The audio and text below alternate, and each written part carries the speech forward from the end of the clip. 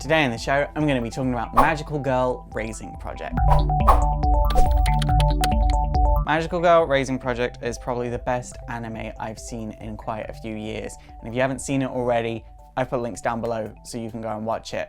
Like, that's how we're opening this review. So Magical Girl Raising Project has an anime, a manga, and a light novel series. The whole thing is based off the light novel series, but for the sake of this, we will be focusing on the anime. So in the world that the show is set in, there is a popular mobile game called Magical Girl Raising Project. And occasionally a girl that plays it that has magical potential will be offered the chance to become a magical girl. As a magical girl, they receive one power and they have to go around doing good deeds to get these candies. But one day, apparently the administration has decided that this town has too many magical girls at 16, so they're going to cut the number in half. They're going to do this by whoever has the least amount of candies by the end of the week loses their powers. But as it turns out, if you have the least number of candies by the end of the week, you die. And as a result, this whole thing turns into a Hunger Games battle royale, but with magical girls. I want to go into this being very, very spoiler free, as I want a lot of you to go and watch it for yourself.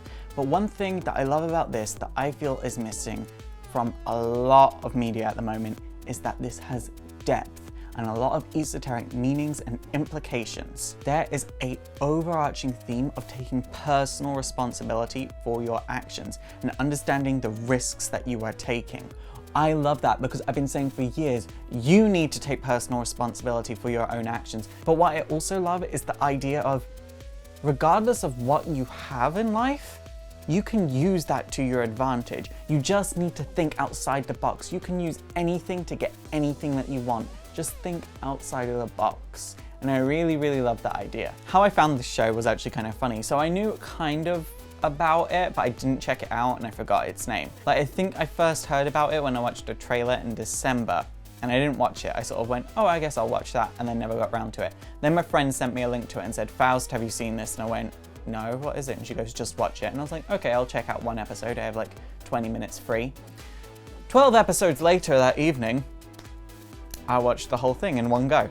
It was that good. I absolutely loved every second of this, and I've rewatched the whole series about 2 or 3 times at this point. The animation is absolutely flawless, and while I do love Yuri on Ice, the fact that Yuri on Ice won the award for best animation when this is a thing that exists, it's mind-blowing. It's mind-blowing. I was doing some research into the show to see if there would be a season 2, because there are 10 light novels in the series, which means there are 10 potential seasons that could happen. I wouldn't expect 10 seasons to happen, but it's 10 seasons potentially.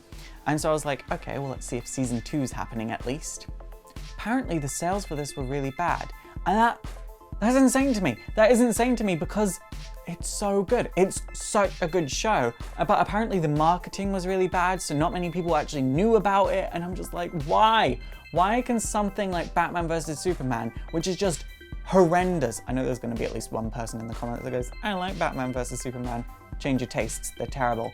Batman vs Superman, which is horrendous, make $870 million in the box office, and this can't even make enough money to get a season 2. It's mind-blowing to me that we as humans don't support art. We claim to love art, we consume so much media, but then when something is good, we don't support it enough so it can continue. Like I said at the beginning of this video, I've put a link down below to Crunchyroll.com to where you can watch this anime for yourself, because this show is so good and everyone needs to go and watch it because it contains so many messages about life and how you can better yourself as a human in it. And I feel like we can all do that. We all just need to better ourselves as people, and it's entertaining.